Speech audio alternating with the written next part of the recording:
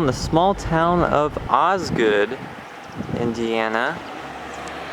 Let's see, this is the active railroad track. Probably not a good idea walking on it. Look at that, it's the Damm Theater. It opened in 1921 as the Columbia Theater, but then in 1922 a man named Louis Damm bought the theater and named it after himself. So I guess there's a little bit of a joke there that has made this place quite famous. The place has changed ownership. It's closed a few times, but it is still going. So I'm trying to get a damn good shot of this Damm marquee. Have I ever used the joke yet?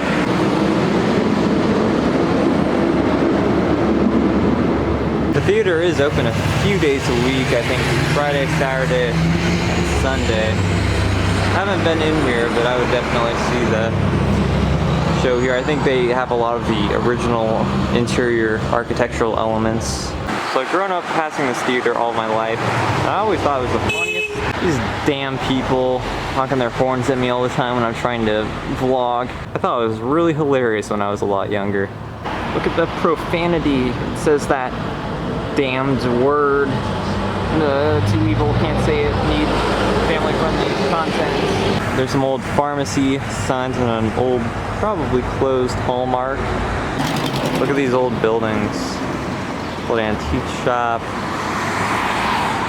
Computer repair shop. Maybe a small town, but they still have karate. So yeah, that's the damn nice town of Osgood. I think this is the town library here. So this is Osgood's bison. Osgood isn't the county seat of Ripley County. So I'm not sure why they got this. This one's painted more like an actual bison, but that's cool. As the bicentennial has come and gone, all the towns around Indiana are celebrating their bisons, and a lot of them have actually recently, I've seen very elaborate and expensive monuments about them. The artist William Forsythe grew up here in Osgood in the early days, and he studied with T.C. Steele in Germany, and they were the first two instructors at the what was later the Heron School of Art. This right here is the old Michigan Road that goes to Michigan, believe it or not, and I think this is an old mile marker from it.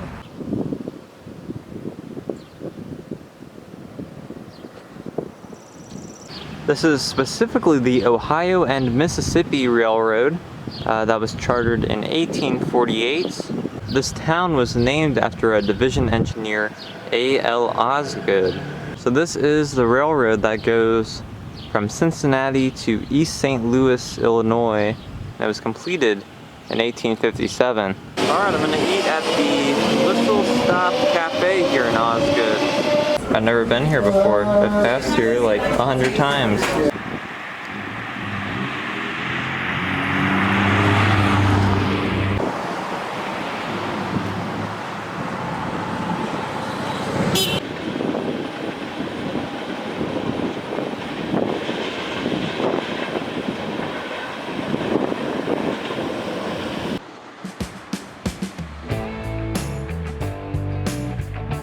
Now we're going to check out the Osgood Historical Museum. It's one of those small town local museums that are only open a few hours a week, and luckily, I'm here at the right time. This museum is definitely on the upper end of these small town museums. There's a lot of cool stuff in here. That's the town's original fire engine.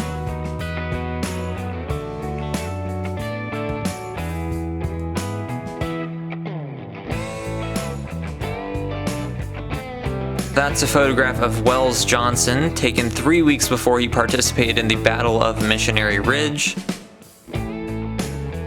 This is the highlight of the museum. This watch was presented to local abolitionist Stephen Harding by President Abraham Lincoln when he appointed him as governor of Utah in 1862. And what's even cooler is that the docent let me hold the watch. This is an extremely rare chance to hold or touch any tangible object Lincoln touched with my bare hands. I once heard that if you touch something Lincoln touched, you get the Lincoln shivers, and you know, I think I felt it. This is the wedding ring of the granddaughter of Stephen Harding, and she wore this at Lincoln's second inauguration.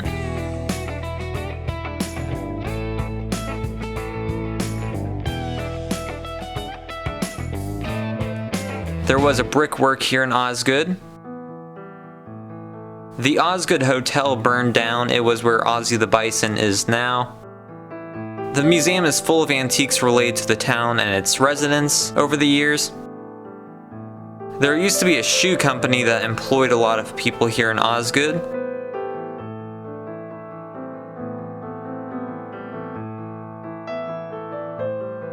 There also was a bottle works.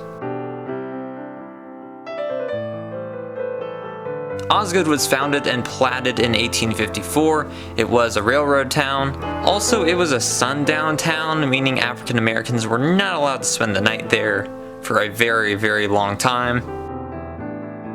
A bunch of antique telephones.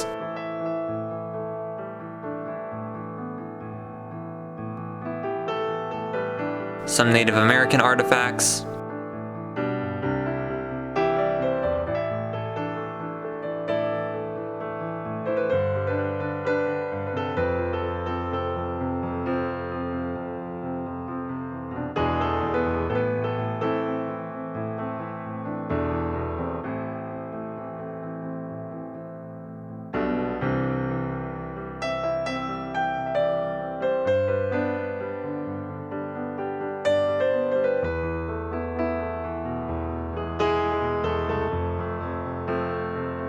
This is an 1854 rosewood square piano. Looks like someone's been sitting in that old doctor chair for a while.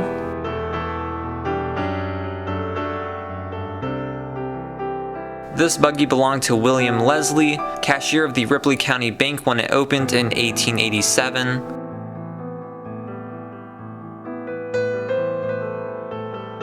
Some uniforms of local veterans. There's a Honolulu Star newspaper on the Pearl Harbor attack, and a Japanese flag war trophy.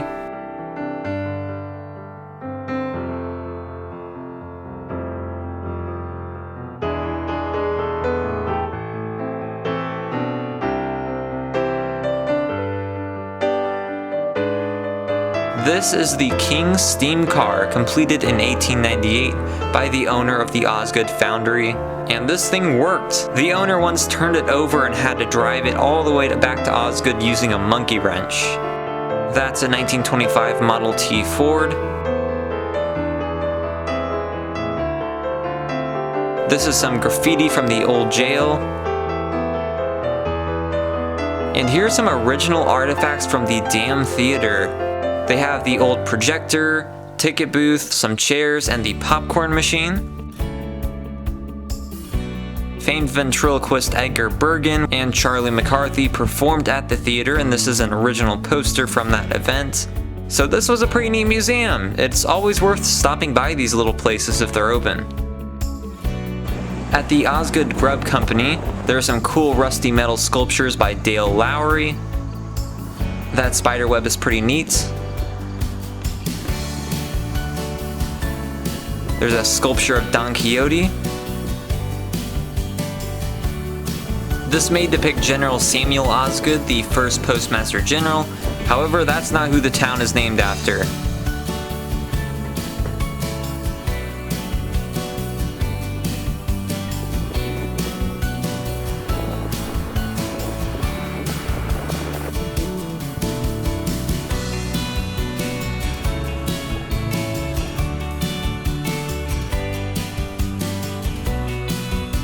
So that was Osgood, Indiana. If you enjoyed this video, please check out my other videos on rural American towns, museums, roadside attractions, and much more.